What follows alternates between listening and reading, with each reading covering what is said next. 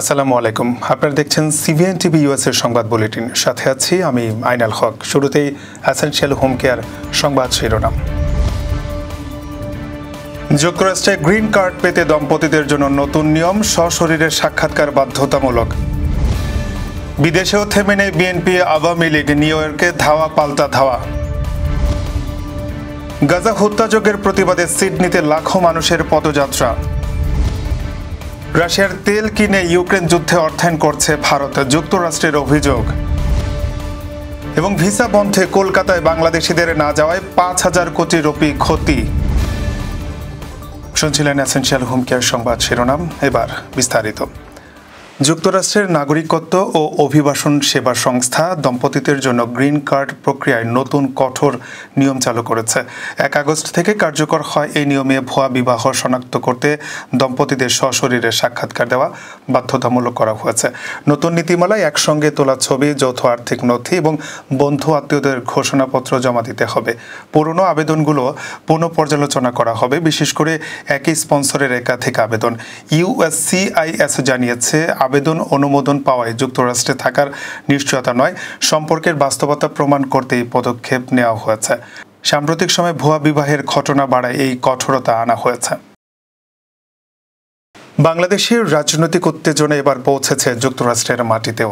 New ইয়র্কের Jackson হাইটসে BNP ও যুবলীগ নেতাকর্মীদের মধ্যে ধাওয়া পাল্টা ধাওয়া ও হাতাহাতির ঘটনা ঘটেছে। রোববার বিকালে ডাইভার্সিটি প্লাজায় জুলাই গণঅভ্যুত্থানের বর্ষপূর্তি উপলক্ষে একটি অনুষ্ঠানের আয়োজন করে প্যাট্রিয়ট অব বাংলাদেশ নামের একটি নবগঠিত সংগঠন। এই আয়োজনে নিউ ইয়র্কে বসবাসরত বিভিন্ন শ্রেণী পেশার মানুষ, বিশেষ করে প্রবাসী বাংলাদেশিরা অংশ নেন। প্রত্যক্ষদর্শীরা জানান, অনুষ্ঠান চলাকালে হঠাৎ কিছু যুবলীগ কর্মী সেখানে উপস্থিত হয়ে জয় বাংলা স্লোগান দিতে শুরু করেন। এতে উপস্থিত বিএনপি কর্মীদের সঙ্গে উত্তেজনা ছড়িয়ে পড়ে এবং এক পর্যায়ে উভয় পক্ষ হাতাহাতিতে জড়িয়ে পড়ে। সংঘর্ষের মূল কেন্দ্র ছিল ইত্যাদি নামে একটি মুদি দোকানের সামনের এলাকা। সংঘর্ষের খবর পেয়ে নিউ ইয়র্কের পুলিশ দ্রুত ঘটনাস্থলে এসে পরিস্থিতি নিয়ন্ত্রণে আনে। তবে এই ঘটনায় এখন পর্যন্ত কাউকে আটক বা গ্রেফতার করা হয়নি।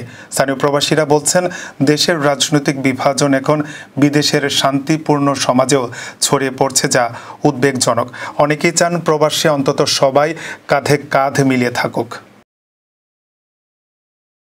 ইসরায়েলের বিরুদ্ধে গাজায় গণহত্যার প্রতিবাদে অস্ট্রেলিয়ার সিডনি হারবার ব্রিজে বৃষ্টিকে উপেক্ষা করে বিশাল পদযাত্রা করেছে লাখো মানুষ।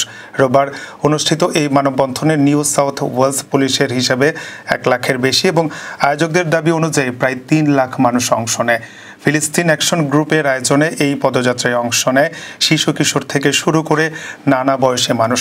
তাদের হাতে ছিল ফ্রি প্যালেস্টাইন স্লোগান সম্বলিত প্লেকার্ড, খালি হাড়ি পাতিল ও পোস্টার। সমাবেশে নিউ সাউথ ওয়েলসের 2 মন্ত্রী পেনি শার্প ও জিহাতে দ্বীপ, প্রাক্তন মন্ত্রী এড হুসিক এবং আলোচিত অ্যাক্টিভিস্ট জুলিয়ান অ্যাসাঞ্জ অংশ নেন। আয়োজকরা এই বিক্ষোভকে সিডনির ইতিহাসে মানবাধিকারের পক্ষে সবচেয়ে বড় পদক্ষেপ হিসেবে উল্লেখ করেন। যুক্তরাষ্ট্রের প্রেসিডেন্ট ডোনাল্ড ট্রাম্পের ঘনিষ্ঠ উপদেষ্টা স্টিফেন মিলার বলেছেন, রাশিয়া থেকে তেল কেনার মাধ্যমে ভারত ইউক্রেন যুদ্ধে অর্থায়ন করছে। ফক্স নিউজের এক অনুষ্ঠানে তিনি বলেন, ভারতের রাশিয়ার তেল ক্রয় চীনের সমকক্ষ অবস্থায় পৌঁছেছে। মিলার বলেন, ট্রাম্প স্পষ্ট করে জানিয়েছেন, রাশিয়ার তেল কেনা ভারতের জন্য গ্রহণযোগ্য নয়। অন্যদিকে ভারত সরকার জানিয়েছে, যুক্তরাষ্ট্রের চাপ ও হুমকি সত্ত্বেও তারা রাশিয়া থেকে তেল কেনা চালিয়ে যাবে। গত 14 জুলাই ট্রাম্প হুঁশিয়ারি দিয়েছিলেন, রাশিয়ার সঙ্গে শান্তি চুক্তি না হলে রুশ তেল কেনা বন্ধ না করার দেশগুলোর উপর 100% শুল্ক আরোপ করা হবে। বিশ্লেষকরা বলছেন, যুক্তরাষ্ট্র ভারতের মধ্যে এই বিষয়টি কূটনৈতিক টানাপোড়েনের কেন্দ্রবিন্দুতে পরিণত হয়েছে। বাংলাদেশিদের ভিসা কার্যত বন্ধ হয়ে যাওয়ায় কলকাতার পর্যটন নির্ভর ব্যবসা বড় ধরনের ক্ষতির মুখে পড়েছে। New market, free school street, Marquis street সহ মিনি বাংলাদেশ খ্যাত এলাকায় ক্ষতির পরিমাণ ছাড়িয়েছে 1,000 কোটি রুপি। আর সমগ্র কলকাতায় ব্যবসায়ীদের ক্ষতির অঙ্ক ছুঁয়েছে প্রায় 5,000 কোটি রুপি। ভারতীয় গণমাধ্যমের প্রতিবেদন অনুযায়ী বাংলাদেশে রাজনৈতিক অস্থিরতা, ভিসা জটিলতার কারণে বাংলাদেশি পর্যটকদের যাতায়াত বন্ধ হয়ে গেছে। এতে করে হোটেল, রেস্তোরাঁ, ট্রাভেল এজেন্সি, মানি এক্সচেঞ্জ, পরিবহন সহ বহু খাত ক্ষতিগ্রস্ত হয়েছে। ব্যবসায়ীরা বলছেন, করোনার ধাক্কা কাটিয়ে উঠতে না উঠতেই আবারও বড় সংকটে পড়েছেন তারা। অনেক প্রতিষ্ঠান বন্ধ হয়ে গেছে, আর যারা টিকে আছে তারা মারাত্মক ক্ষতির মধ্য দিয়ে যাচ্ছে। পরিস্থিতি স্বাভাবিক করতে দুই দেশের কূটনৈতিক সম্পর্ক পুনঃস্থাপনের দাবি জানিয়েছেন তারা। এবার কর্ণফুলী ইনকাম ট্যাক্স সংবাদ শিরোনাম। চট্টগ্রাম ক্লাব থেকে সাবেক সেনা প্রধানের মরদেহ উদ্ধার। নিউ ইয়র্কে চাটখিল সোসাইটি ইউএস এর বার্ষিক বনভোজন ও আনন্দ মেলা। হার্টের রিংয়ের দাম কমল 3 থেকে 88,000 টাকা। এবং 11 মাসে রাজনৈতিক সহিংসতায় নিহত 121, আহত 5 সহস্রাধিক। আবারও স্বাগতম সিবিএন টিভি ইউএস এর সংবাদ বুলেটিনে। শুনছিলেন কর্ণফুলী ইনকাম ট্যাক্স সংবাদ শিরোনাম, এবার বিস্তারিত। বাংলাদেশ সেনাবাহিনীর সাবেক প্রধান lieutenant general M Harunur Rashid মারা গেছেন। ইন্না লিল্লাহি ওয়া ইন্না ইলাইহি রাজিউন। সোমবার দুপুরে চট্টগ্রাম ক্লাব থেকে তার মরদেহ উদ্ধার করা হয়। পুলিশ জানায়, গতকাল রাতে lieutenant general M Harunur Rashid ক্লাবের একটি রুমে রাত্রি যাপনের জন্য ওঠেন। আজ সকালে তার সাড়ার শব্দ না পেয়ে রুমের দরজা ভাঙা হয়। সেখানে তাকে মৃত অবস্থায় পাওয়া যায়। হারুনুর রশিদ 2000 সালের 24শে ডিসেম্বর সেনা প্রধান হন এবং 2002 সালের 16 জুন তিনি অবসরে যান। নিউ ইয়র্ক প্রবাসী নোয়াখালীর চাটখিল উপজেলার বাসিন্দাদের সংগঠন চাটখিল সোসাইটি ইউএসএ আয়োজন করে এক আনন্দঘন বার্ষিক বনভোজন ও মিলন মেলার। রোববার 3 আগস্ট দিনব্যাপী অনুষ্ঠানটি অনুষ্ঠিত হয় বেলমন্ট লেক স্টেট পার্কের সবুজে ঘেরা প্রাকৃতিক পরিবেশে। অনুষ্ঠানে শতাধিক পরিবার অংশ নেয়, যাদের মধ্যে ছিলেন চাটখিল উপজেলার বিভিন্ন ইউনিয়নের প্রবাসী, সামাজিক ও সাংস্কৃতিক সংগঠন এবং নানা বয়সী শিশু কিশোর। আয়োজনে ছিল নানান দেশীয় খাবার, শিশুদের খেলাধুলা, প্রীতি ফুটবল ম্যাচ, র্যাফেল ড্র এবং সঙ্গীতানুষ্ঠান। সোসাইটির নেতৃবৃন্দ বলেন, প্রবাসী থেকেও আমরা আমাদের মাটি ও মানুষের সঙ্গে বন্ধন অটুট রাখতে চাই। এই বনভোজন আমাদের মাঝে সেই আত্মার সংযোগ গড়ে তোলে। দিন শেষে র্যাফেল ড্র বিজয়ীদের মধ্যে পুরস্কার বিতরণ এবং প্রবাসী শিল্পীদের পরিবেশনায় জমজমাট সাংস্কৃতিক সন্ধ্যার মধ্য দিয়ে অনুষ্ঠানের সমাপ্তি ঘটে। হার্টের স্ট্যান্ড বা রিংয়ের দাম কমানোর সিদ্ধান্ত হয়েছে। রিংয়ের দাম একটি 3,000 থেকে 88,000 টাকা পর্যন্ত কমবে বলে জানা গেছে। সোমবার স্বাস্থ্য মন্ত্রণালয় এক প্রজ্ঞাপনে এই তথ্য জানিয়েছে। এতে সিনিয়র সচিব মোহাম্মদ মোস্তাফিজুর রহমানের সই করা এক আদেশে 3 কোম্পানির 11 ধরনের স্ট্যান্ডের দাম কমিয়ে নতুন করে নির্ধারণ করা হয়। স্ট্যান্ড আমদানি প্রতিষ্ঠান ভেদে খুচরা মূল্য সর্বনিম্ন 50,000 থেকে সর্বোচ্চ 1 লাখ টাকা নির্ধারণ করা হয়েছে।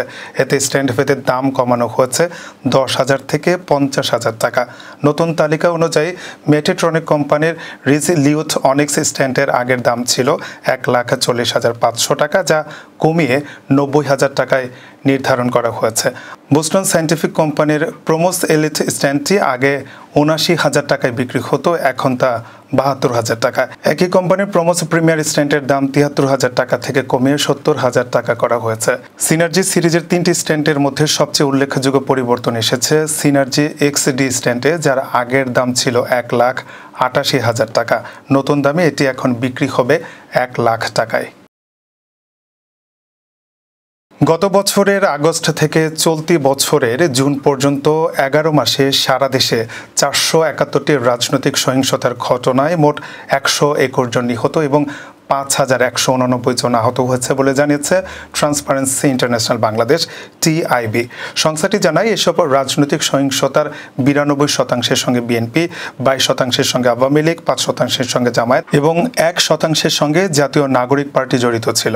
সোমবার রাজধানীর মাইডাস সেন্টারে TIBর সম্মেলন কক্ষে আয়োজিত নতুন বাংলাদেশ কর্তৃত্ববাদী সরকার পতন পরবর্তী 1 বছরের উপর পর্যবেক্ষণ শীর্ষক গবেষণা প্রতিবেদন প্রকাশ অনুষ্ঠানে এসব কথা জানানো হয়। গবেষণা প্রতিবেদনে বলা হয়েছে, রাজনৈতিক দলগুলোর নেতাকর্মীরা চাঁদাবাজি, পরিবহন, টার্মিনাল দখল এবং ব্যবসার নিয়ন্ত্রণ নেওয়ার মতো কর্মকাণ্ডেও জড়িত ছিল।